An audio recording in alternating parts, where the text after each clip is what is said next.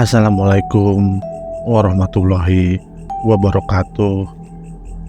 Selamat datang di podcast horor gelap gulita. Malam ini kita akan melanjutkan sebuah thread yang berjudul Ngunduh Jiwo, karya Restu Wiraatmaja. Kali ini kita memasuki part keempat ya. Bagi yang ingin baca langsung ceritanya, saya lampirkan linknya di kolom deskripsi ya. Oke, langsung saja tanpa berlama-lama, pasang headset kalian, tutup pintu, mematikan lampu, dan mari kita mulai. Bunda Melati tersenyum manis kepada Ibu Sri. Bagian pipinya mendadak menjadi merah merona, hingga kedua matanya yang awalnya terbuka lebar, kini menjadi tertutup, seperti memberikan sebuah kepalsuan dalam menghidangkan makanan yang ingin ia berikan kepada tamunya. Jadi itu demit manten. Hus, jangan kencang-kencang ngomongnya, nanti anak saya tahu. Sekarang di mana Dini? Di hadapannya sudah berdiri seorang pria asing yang belum pernah ia temui. Entah itu siapa, tapi Ibu Sri hanya mengenal dua orang yang sekarang ada di hadapannya. Dua orang tersebut adalah Bunda Melati dan juga Bagus. Sedangkan satu pria yang sedari tadi memandangnya dengan pandangan bengis masih berdiri terpaku sembari menghisap rokok kreteknya yang sangat menyerbak itu. Ibu Sri pun berusaha bangkit. Ia tidak mau menampakkan wajah ketakutannya kepada Bagus ataupun orang asing yang ada di hadapannya. Kali ini ia benar-benar diajarkan oleh Bunda Melati untuk berlaku dalam senyum palsu untuk menghindari kecurigaan. Bagus yang awalnya terdiam, kini dia menerobos maju ke depan. Ia kemudian mencoba untuk memapah langkah Ibu Sri yang sudah tertatih-tatih. "Ibu gak apa-apa kan?" tanya Bagus. "Ibu baik-baik saja nak, terima kasih ya." Bagus memperhatikan luka di bagian kepala Ibu Sri. Ia tahu, mungkin semalam tadi calon mertuanya ini mendapatkan sebuah tragedi hingga membuat kepalanya menjadi terluka, sampai-sampai harus ditutupi menggunakan kain perban. Ibu Sri pun mengantarkan mereka semua menuju ke dalam rumah. Seperti biasa, ketika ada tamu, Ibu Sri langsung buru-buru untuk menuju ke bagian belakang rumahnya. Namun entah kenapa, di saat dirinya melewati kamar Dini, Ibu Sri masih merasakan merinding yang sama. Ia masih teringat dengan jelas akan penampilan dari wajah sosok demit manten tersebut. Sejenak Ibu Sri terdiam sembari menatap kamar Dini. Tentu saja hal ini membuat Bagus dan yang lainnya bertanya-tanya. "Bu, ada apa?" tanya Bagus. Ibu Sri memegangi kepalanya. Ia berusaha untuk menolak segala ketakutan dan tekanan yang pernah ia rasakan beberapa hari terakhir ini. Berbeda dengan Bunda Melati, ia tampak tersenyum dari kejauhan. Kali ini Bunda Melati benar-benar tahu di mana lokasi tempat demit manten itu berada. Ia kemudian melangkah mendekati Ibu Sri yang masih berdiri mematung di hadapan kamar Dini. Langkahnya tampak anggun hingga membuat Bagus dan seorang pria asing di sebelahnya merasakan ada yang tidak beres dengan cara berjalan dari seorang Bunda Melati. Setibanya di dekat Ibu Sri, Bunda Melati langsung memegang pundak Ibu Sri dan mengatakan sebuah kalimat. "Aku tahu apa yang sedang kau takuti saat ini." Orang Jawa bilang, jika kamu takut akan pantangan, maka kamu juga akan merasakan hal itu. Kalimat itu seperti membuat keyakinan Ibu Sri kembali dengan seketika. Bunda Melati sudah tahu apa yang ditakuti oleh Ibu Sri. Tatapan matanya yang begitu tajam membuat Ibu Sri kembali melanjutkan perjalanannya menuju ke arah belakang rumah untuk menyiapkan hidangan untuk Bunda Melati dan yang lainnya.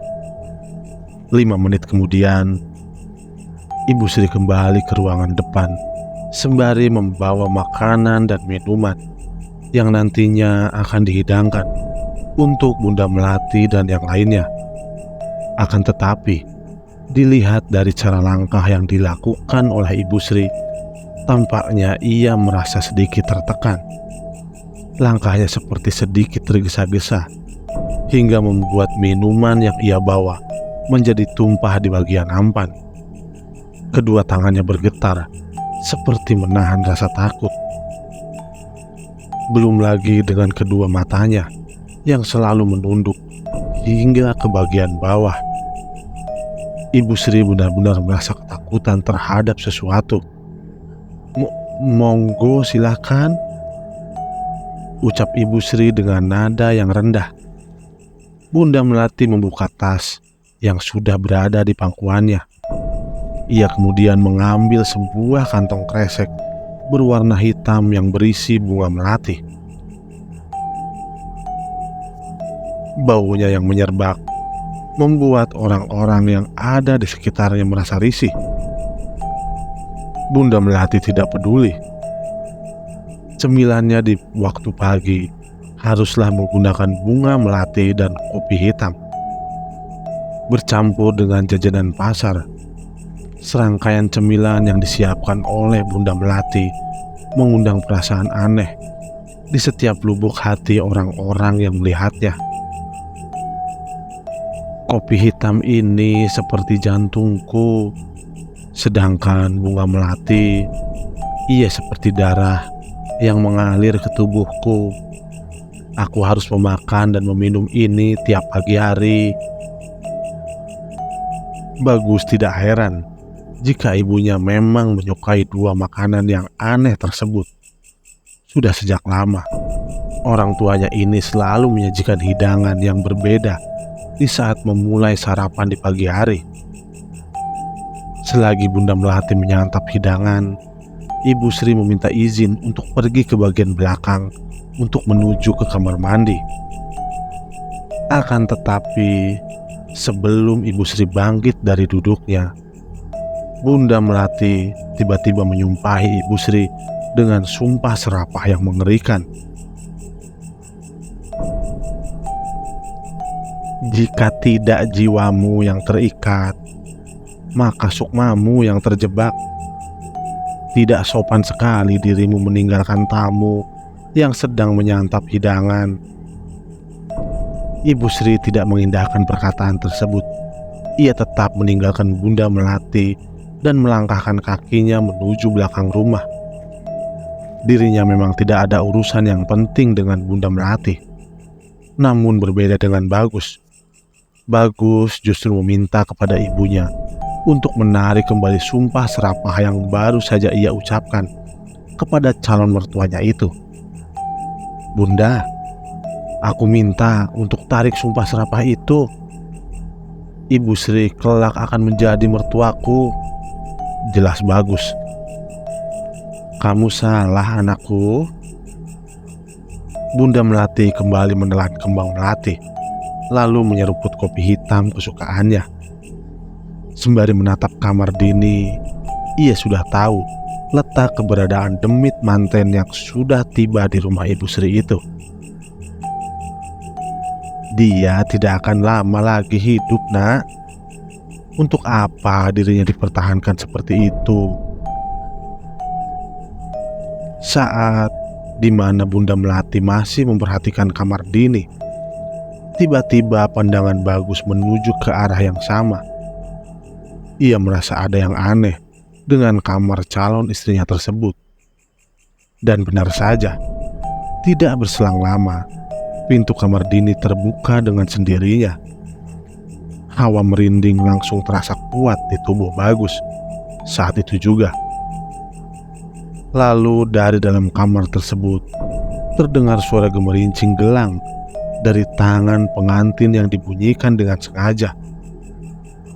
"Bunda, jangan bilang kalau ini adalah..." "Kita tidak akan memiliki ikatan darah kepada siapapun, Nak. Terlebih lagi kepada orang-orang yang berada di bawah kita, Nak. Warga desa di sini dan sekitarnya selamanya akan menjadi tumbal." Ketakutan Bagus semakin membesar tatkala suara gemerincing itu sudah dekat dengan keberadaan pintu kamar. Ia yakin sebentar lagi akan keluar sosok yang ia ketahui sebelumnya. Sosok yang pernah merasuki dua wanita yang merupakan istri dari Bagus sebelumnya. Dua wanita tersebut bernama Rahayu dan Kusumawati. "Rahayu," ucap Bagus. Dari kamar Dini terlihat dengan jelas jari jemari dengan kuku-kukunya yang panjang dan runcing keluar dari bagian daun pintu, disambut dengan suara gemericik gelang. Akhirnya sosok demit pengantin keluar dengan menampakkan wajah yang penuh dengan dendam dan kebengisan. Senyuman yang menindas keberadaan Bagus membuat dirinya teringat kembali akan korban pertama dari praktek yang dilakukan oleh ibunya sendiri. Ia adalah Rahayu. Sosok itu menggerak-gerakkan kepalanya ke kanan dan ke kiri sembari tersenyum ke arah Bagus. Sepertinya Bagus adalah salah seorang yang sangat dikenali oleh sosok demit tersebut. "Kau tambah cantik, Rahayu," ucap Bunda Melati kepada sosok wanita yang mengenakan pakaian pengantin yang sedang berdiri menatap mereka bertiga di depan pintu. "Bu," ucap Bagus dengan ekspresi penuh ketakutan. Ia tidak percaya selama ini sosok dari Rahayulah yang sering meneror dan jadi alat serta wadah bagi demit manten. Semuanya dikendalikan penuh oleh Bunda Melati. Sosok demit manten tersebut bergerak ke arah belakang. Sepertinya ada sesuatu yang ingin ia lakukan atas perintah tuannya, yaitu Bunda Melati. Berbeda dengan Bagus, ia justru bergerak maju dengan tujuan untuk menghalangi kehendak dari demit manten yang ingin mencelakai Ibu Sri. Namun takdir berkata lain. Bunda Melati melarangnya dengan cara mengancamnya dengan ancaman yang keras. "Sekarang kau boleh memilih siapa yang ingin kau selamatkan kali ini," ucap Bunda Melati. "Wah, ini sudah kelewatan batas. Dini atau ibunya?" Bagus terdiam. Ia bahkan tidak bisa mengatakan apapun untuk memilih pilihan yang diajukan oleh ibunya. Kejam memang, dalam kehidupannya Bagus hanya dituntut untuk memilih. Sedangkan kedua orang tuanya, dengan seenak jidatnya, ia memainkan kehidupan dan kematian seseorang demi ambisi yang diinginkannya pribadi. Sementara itu, Pak Sumardi dan Ibu Sumi menuju ke salah satu rumah warga. Ia berkeinginan untuk menanyakan terkait siapa warga yang nantinya akan dinikahkan oleh seorang pria kaya raya dari desa sebelah. Namun sudah beberapa rumah warga yang ia kunjungi, tidak ada satupun warga yang mengetahui terkait hal tersebut.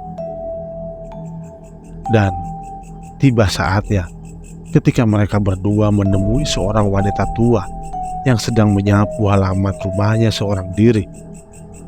Wanita tua tersebut tampak cuek tatkala Pak Sumardi dan Ibu Sumi menanyakan terkait keberadaan wanita yang nantinya akan dinikahkan oleh seorang pria kaya raya dari desa Tejokromo.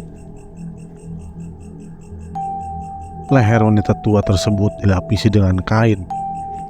Sangat aneh bagi Ibu Sumi dan Pak Sumardi yang melihat pemandangan tidak biasa di salah seorang warga yang ada di desa Wongso ini. Entah mengapa, keanehan di tiap orang-orang memiliki perbedaan yang sangat aneh.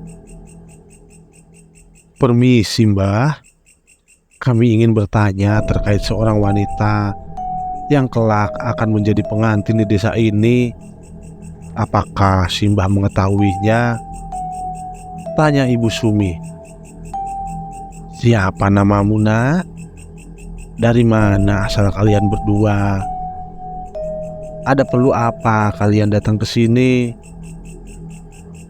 Anu, nama saya Sumi. Ini suami saya, Sumardi. Kami berdua adalah seorang lebe yang mengurus terkait pernikahan dan kematian orang-orang yang ada di desa Tejokromo. Kalian lebe dari desa sebelah?" Benar Mbah." Wanita tua tersebut terdiam. Ia kemudian menatap satu persatu wajah dari Ibu Sumi dan Pak Sumardi. Tatapannya penuh dengan ketidaksukaan terhadap mereka berdua. "Namaku Suryani. Panggil aku Mbah Sur." Baik Mbah Sur." Wajahnya yang semula penuh dengan pertanyaan kini berangsur-angsur menjadi wajah yang penuh dengan intimidasi terhadap lawan bicaranya.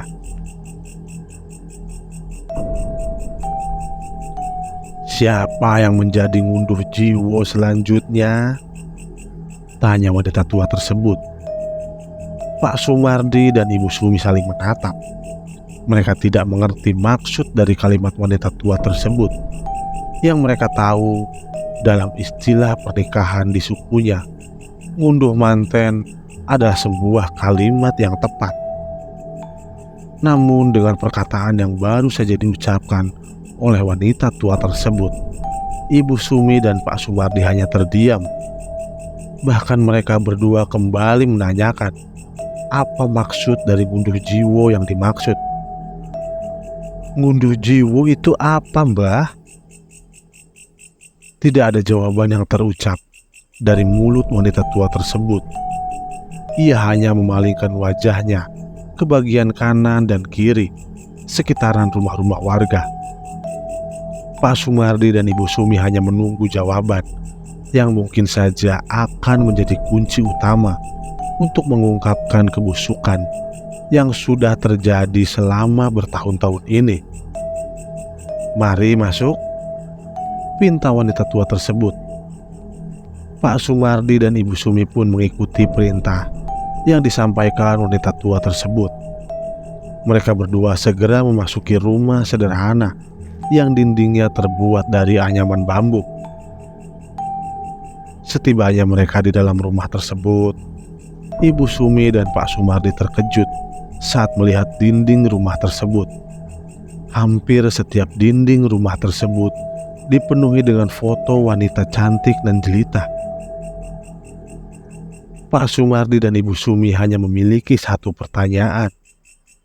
Di manakah wanita yang ada di foto tersebut? Mereka berdua kemudian dipersilakan untuk duduk sembari menatap gambaran dari foto-foto wanita tersebut. Ibu Sumi hanya terfokuskan pada salah satu foto yang sangat ia kenali. Foto tersebut adalah foto seorang wanita yang mengenakan pakaian pengantin dengan kedua tangan yang sedang menengadah ke arah depan. Ketika diteliti lagi, ternyata di bagian tangan tersebut terdapat beberapa buah bunga melati. "Pak, kenapa Bu? Wajah wanita ini mirip seperti sosok pengantin yang 1 tahun lalu menerorku." "Maksud Ibu?" "Pak, ia adalah wanita yang meminta tolong kepadaku. Ia wanita yang selama ini aku cari. Wanita itu, ia seperti sosok pengantin yang kita temui. Tidak berselang lama, si wanita tua yang dipanggil Simbah hadir sembari membawakan hidangan berupa makanan dan minuman. Ibu Sumi langsung merasa canggung. Ia menganggap dirinya sudah berlebihan terhadap apa yang sudah terjadi lama terhadap dirinya sendiri. Langkah kaki Simbah itu menuju ke sebuah meja kayu dengan ukuran setinggi paha orang dewasa. Ia meletakkan hidangan tersebut dengan penuh hati-hati. Tidak disangka, buah pikiran yang baru saja diucapkan oleh Ibu Sumi didengar oleh Simbah. "Ia adalah anakku," ucap Simbah itu. Maksud Simbah?" tanya Ibu Sumi. Ibu Sumi memperhatikan gerak-gerik si wanita tua itu. Ia kemudian terduduk di sebuah kursi yang mampu menghadap keduanya secara langsung. Salah satu tangannya masuk ke dalam kantong baju. Sepertinya ada sesuatu yang ingin ia beritahu terkait apa yang selama ini menjadi sesuatu yang ditakutinya.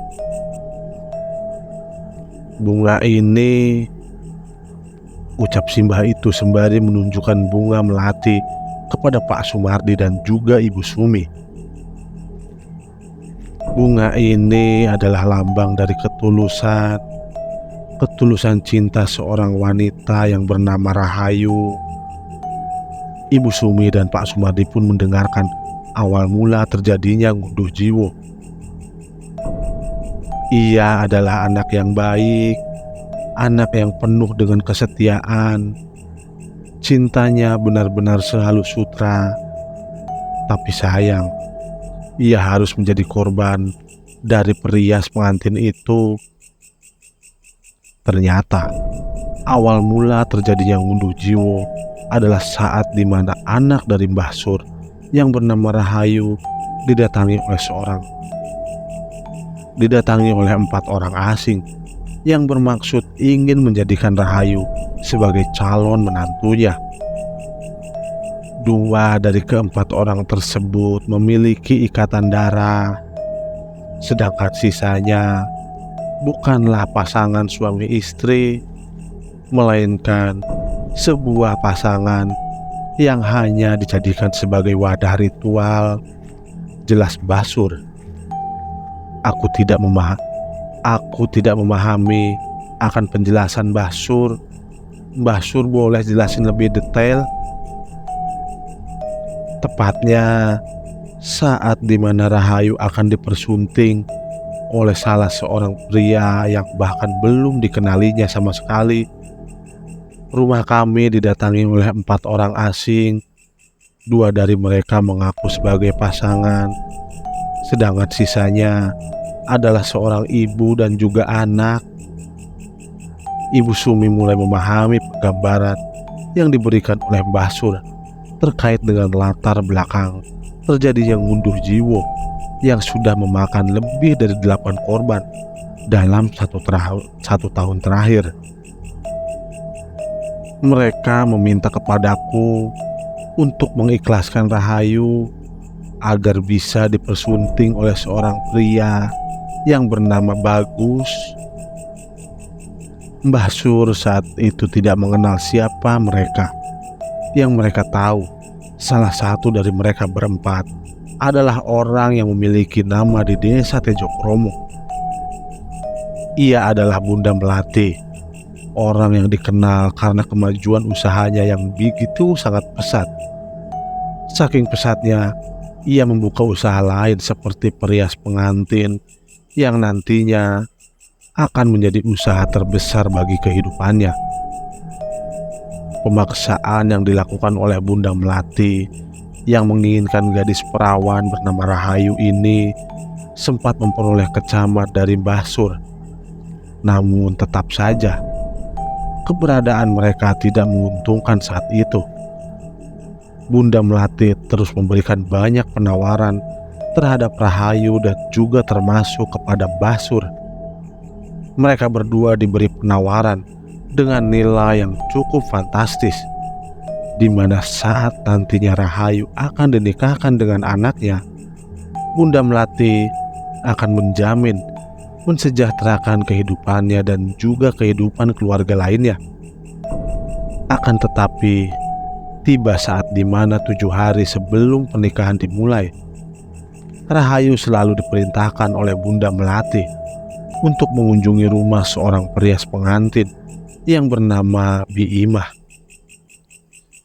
Di sana juga, Bunda Melati meminta kepada Rahayu untuk memakan bunga melati yang kesannya harus mengikuti kebiasaan yang dilakukan oleh Bunda Melati dalam kesehariannya. Selain harus memakan bunga melati yang akan menjadi kebiasaan terbarunya, Rahayu juga diminta untuk menyisiri rambutnya yang sudah diberi serat bunga melati. Permintaan tersebut langsung disampaikan oleh Bunda Melati melalui perias pengantinnya. Anakku suka memakan melati di setiap pagi dan menyisiri rambutnya secara terus-menerus, sampai akhirnya teror yang mengerikan terjadi. Saat itu juga, jelas Mbah Sur masih belum melupakan kenangan yang mengerikan saat dimana ia melihat dengan jelas sosok demit pengantin yang merasuki tubuh anaknya secara perlahan. Rahayu selalu mengamuk-amuk di hari-hari menjelang pernikahannya. Ia hanya memakan bunga melati di setiap pagi, siang, dan menjelang tidur.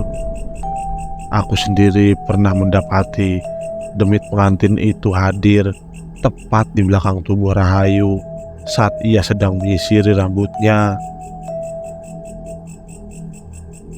Bisa dibilang, sosok demit pengantin itu akan merasuki tubuh korbannya secara perlahan-lahan dengan media bunga melati yang diberikan oleh Bunda Melati kepada Biimah, lalu diserahkan kepada calon tumbal. Sosok tersebut akan merasuki tubuhnya sampai hari pernikahan tiba. Mbah Sur terus menceritakan perjalanan Rahayu hingga detik-detik di mana hari pernikahan akan tiba.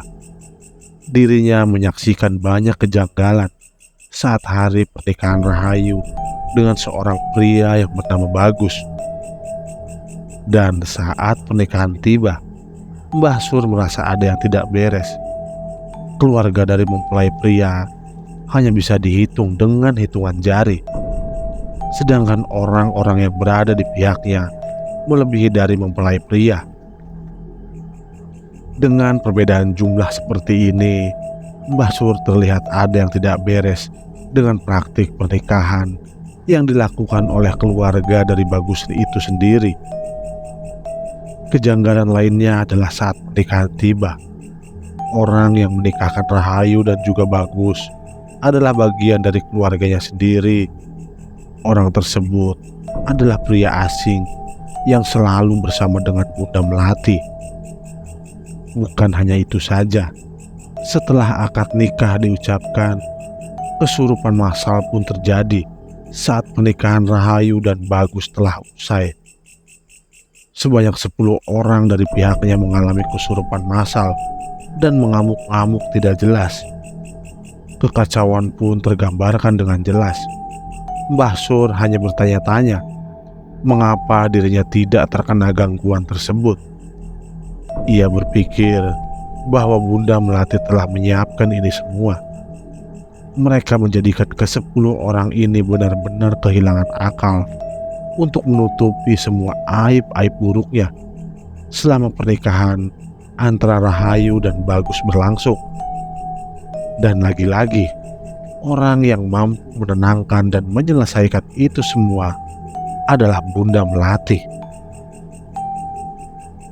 Bunda Melati memberikan bunga melati dan menyuruh kepada orang yang sedang mengalami kesurupan untuk memakannya. Dengan terpaksa, sebanyak 10 orang yang mengalami kesurupan harus menelan mentah-mentah bunga melati tersebut. Ibu Sumi masih tidak percaya dengan tragedi semacam itu. Oleh karena itulah, dirinya merasa ada yang janggal karena ia dan juga suaminya adalah seorang lebih. Mana mungkin dirinya tidak mengetahui akan pernikahan yang terjadi di sekitaran desa Tejokromo.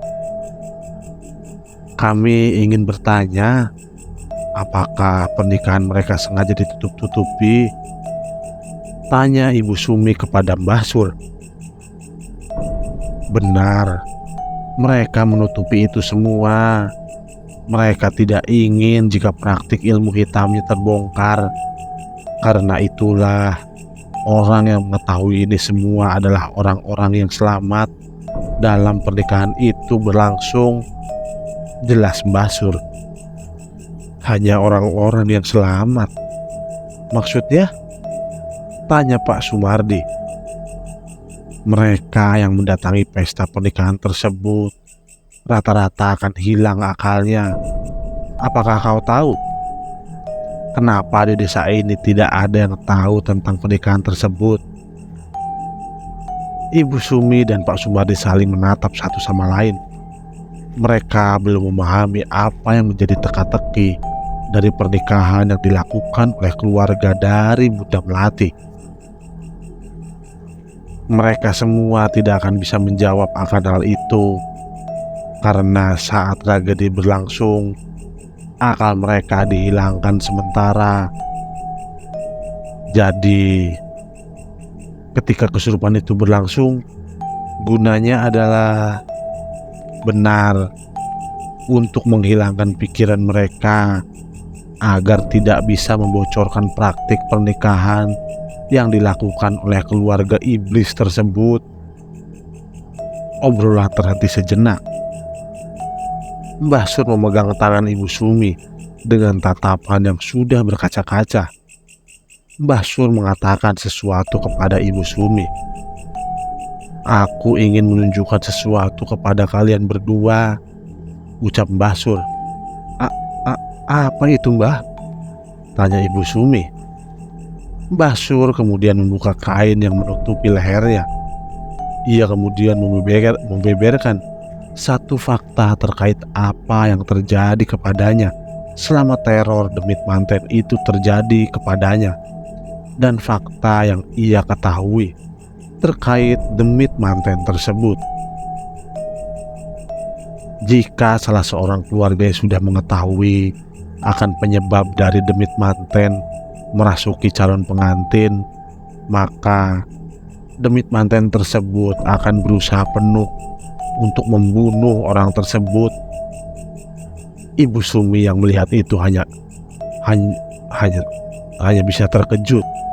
Ia benar-benar kaget melihat luka mengerikan tepat di bagian tengah leher Mbah Sur. Sembari meneteskan air mata, Mbah Sur pun menyampaikan permintaan terakhirnya kepada Ibu Sumi dan Pak Sumardi. Aku minta satu hal kepadamu, Nak. Tolong hentikan praktik pernikahan ini. Selamatkan korban terakhir dan keluarganya. Sebentar lagi bulan pernikahan akan tiba. Bagaimana kami menyelesaikannya, Mbah? Kalian harus membunuh inangnya. Sedangkan di rumah Dini, Desa Wongso, Bagus masih menunggu Ibu Sri yang sudah berada lama di bagian belakang rumahnya. Ia tidak mengetahui apa yang akan terjadi kepada calon mertuanya tersebut tatkala Demit Manten menuju ke arahnya. Tidak berselang lama, muncul seorang wanita tua yang sedang berjalan sempoyongan sembari memegangi lehernya yang sudah penuh dengan darah. Di tangan kanannya sudah terpegang pisau dapur dengan lapisan darah yang berada di ujungnya. Ibu Sri, jangan ke sana, Bagus. Tapi Bu, Ibu Sri tiba-tiba terjatuh. Tubuhnya ambruk tepat di dekat kamar Dini. Saat tubuhnya ambruk, Bagus melihat dengan jelas ada sesuatu yang keluar dari tubuh calon mertuanya tersebut. Ternyata Ibu Sri baru saja dirasuki oleh sosok demit manten yang menjadi peliharaan Bunda Melati. Entah apa tujuan dan keinginan dari Bunda Melati, sampai-sampai dirinya menginginkan kematian dari Ibu Sri. Ketakutan dari Bunda Melati sendiri hanyalah satu. Ibu Sri adalah orang yang sudah mengetahui penyebab orang-orang yang nantinya akan menjadi wadah dari demit manten tersebut. Bagus langsung meringsek maju ke depan untuk membantu calon mertuanya tersebut. Ia tidak mempedulikan apa kata orang tuanya, jika memang itu adalah hal terlarang baginya. Ibu Sri, dengan terpaksa, Bagus pun langsung menggotong tubuh Ibu Sri menuju kamarnya. Ia segera mencari kain untuk menutupi pendarahannya. Ia tidak rela jika mertuanya harus meninggal dunia karena ulah ibunya sendiri. Hari yang kelam bagi Ibu Sri. Ia menjadi orang incaran dari Bunda Melati karena telah mengetahui sesuatu yang nantinya bisa menjadi pembongkar dari aib-aib Bunda Melati itu sendiri. Setelah pendarahan Ibu Sri terhenti, Bagus meninggalkan Ibu Sri seorang diri di dalam kamarnya. Kehadiran Bunda Melati ternyata memberikan sebuah peringatan kepada Ibu Sri untuk tidak mencampuri keinginannya di atas keingintahuannya terkait apa yang nantinya terjadi kepada putri kesayangannya, Dini. Sebelum meninggalkan rumah Ibu Sri, Bunda Melati berjalan ke arah kamar Dini. Ia kemudian membuka pintu kamar Dini. Saat pintu kamar terbuka, Bunda Melati langsung tersenyum begitu menatap cermin. Ia sedang melihat seorang pengantin sedang merapihkan rambutnya dengan menggunakan sisir yang sudah dilapisi dengan serbuk melati. Tinggallah di sini lebih lama sampai hari pernikahan tiba, Rahayu. Sebentar lagi aku akan mendapatkan penggantimu, ucap Bunda Melati. Mereka pun pergi meninggalkan Ibu Sri seorang diri di dalam rumah. Sembari berjalan ke arah mobil, Bunda Melati pun menaburkan melati ke sekitaran jalan. Ia merasa jika hari ini sangatlah indah. Ia bisa melihat tetesan darah yang bercampur dengan harumnya melati.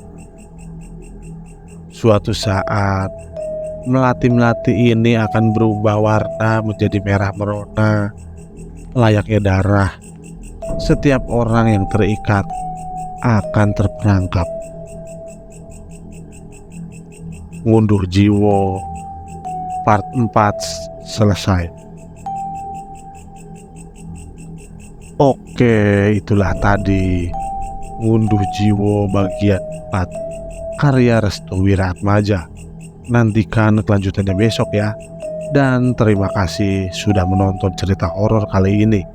Jika Anda menikmati kisah ini, jangan lupa untuk like, share, dan subscribe agar Anda tidak ketinggalan cerita-cerita menyeramkan lainnya. Aktifkan juga lonceng notifikasinya supaya Anda menjadi yang pertama tahu ketika ada video baru. Jika Anda punya pengalaman horor atau cerita seram lainnya, tuliskan di kolom komentar di bawah. Sampai jumpa di cerita berikutnya. Dan ingat, hati-hati saat gelap tiba. Selamat malam.